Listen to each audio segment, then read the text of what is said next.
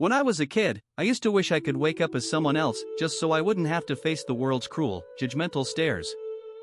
I wasn't ugly. I just didn't look like everyone else, and that alone was enough to make me a punchline, an outcast. I didn't have a childhood, just years of quietly drifting through life like a shadow. But it was from that very darkness that I learned how to rise and become a light for an entire generation. I was born into a poor working-class family, in a rural village where beauty was boxed into rigid standards. From a young age, I knew I was different.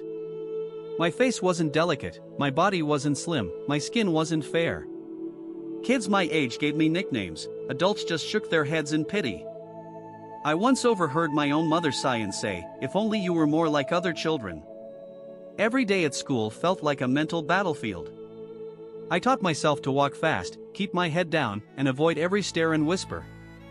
I used to sit in front of the mirror for hours, hating every feature I saw. I prayed for a miracle or at least an injury just so I'd have an excuse to stay home, to escape those judging eyes out there. Little by little, I spoke less, smiled less. I shrank into myself, as if disappearing would hurt less than existing.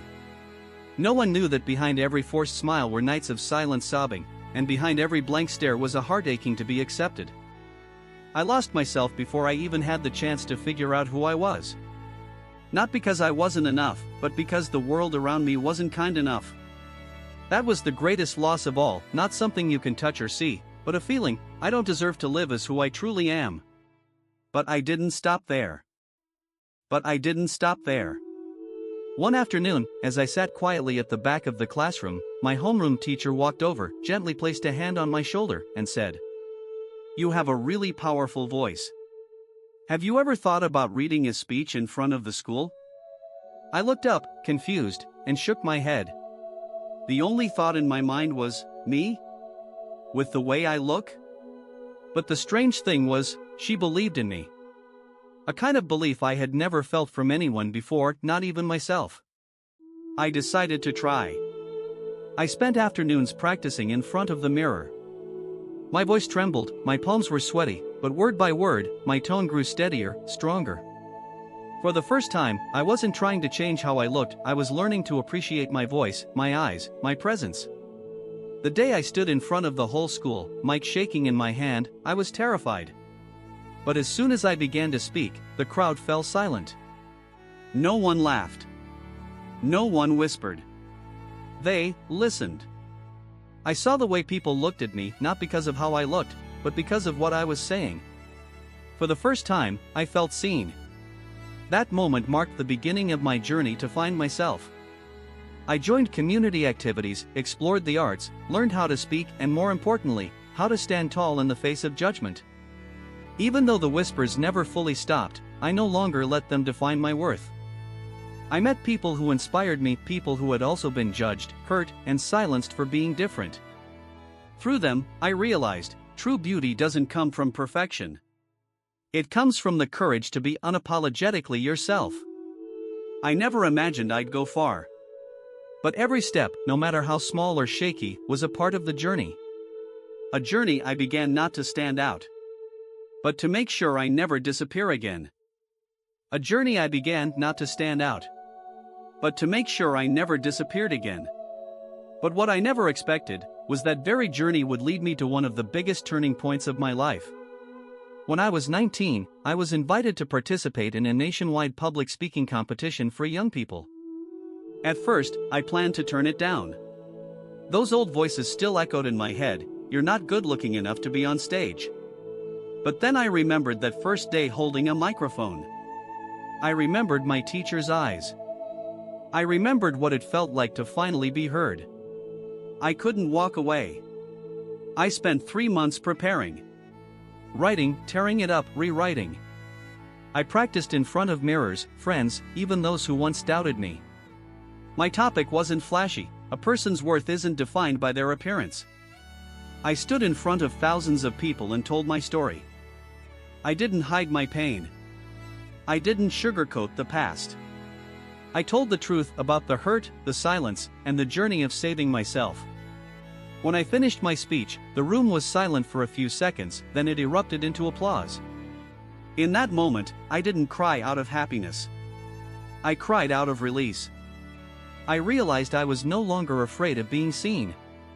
Not because I had changed the way I looked, but because I had finally stood up, fully and honestly, as who I really was. From that moment on, I stopped hiding. I began sharing my story in schools, in communities, online. And then something beautiful happened. People who once felt the same shame I did began to speak up too. They messaged me, wrote letters, shared their own truths. I wasn't alone anymore, and more importantly, they weren't alone either. I woke up not from a dream, but from the pain itself. And I understood. If I was strong enough to turn pain into power, then anyone can be. I woke up not from a dream, but from the pain itself. And I understood. If I was strong enough to turn pain into power, then anyone can be. That realization changed everything. I decided to return not just to my hometown, but to the wounded part of myself I had long buried. To hold it, to heal it, and to show my past that I did not break. The first time I went back to my old school after so many years, I stepped through the familiar gates with a tightness in my throat. The walls, the hallways, the stone benches, they were all still there. But I wasn't the same. No longer the silent child with her head down. I stood in that schoolyard again, this time as a guest speaker.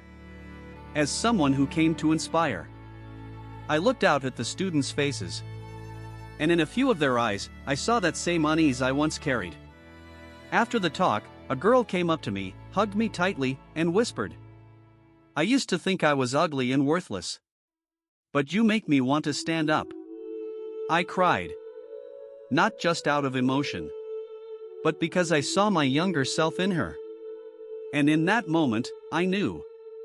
This homecoming meant more than any award I'd ever received. From that point on, I threw myself into community work. I traveled to forgotten places, remote villages, underserved schools. Places where children had been told they were less than. I didn't come to preach. I simply told my story. And that story, raw, rough, scarred, touched thousands of hearts. Then one day, I was chosen as the face of a national campaign for diversity and equality. My image, once something I wished I could change, now appeared on posters across the city. Once rejected, I had become a symbol. I had come home. Not to seek forgiveness, but to declare, with everything I am, I deserve this light. I came home. Not to seek forgiveness, but to declare, I deserve this light. But that light, it was never meant to shine on me alone. After the national campaign, I unexpectedly became a viral phenomenon. Not because of how I looked, but because of my story. People called me a symbol of resilience, of difference, of a beauty that breaks the mold. For a while, I thought that was the peak. But soon, I realized it was only the beginning. I didn't choose to live on in the glow of attention. I chose to live on in responsibility. I founded a community project called The Right to Be Me. A safe space where people, especially young people, could share their pain about appearance, identity, background, without fear of judgment. We didn't try to fix them. We simply listened. Something the world had forgotten how to do. I started mentoring a group of young storytellers. Young people who had once stayed silent out of fear, but were now brave enough to speak their truth. Each of them was a small light. And when enough lights are lit, darkness has no place to hide. I also became a consultant for education programs, where I kept repeating one thing: don't teach children to be perfect. Teach them to love themselves first. At some talks, I saw parents cry. Because, for the first time, they understood the invisible wounds their children carried. From a single offhand comment about how they looked, I still receive sarcasm and mockery. There are still people who say, "She's only famous for being different." But this time, I don't need to fight back. Because I know I'm not living just for me anymore. I live on. With love. With empathy. With purpose. From someone the world once tried to hide. I've become living proof that being different isn't a burden. It's an opportunity to create what no one else dared to dream. I once lived just to survive. Now, I live to light the way for those still lost in the shadows of judgment and self-doubt. This journey hasn't made me perfect. But it has made me whole, in my own way. I don't have conventional beauty. I don't have a glamorous past. But I do have a story raw, real, and heavy with truth. And if that story can give even one person the courage to stand up, then every scar I carry has been worth it. To you reading this right now. If you've ever felt not good enough, not beautiful enough, not like everyone else, remember this. Light doesn't only come from the stars. It also comes from those who dare to shine through their cracks. You don't have to become someone else. Just daring to be yourself is already something extraordinary.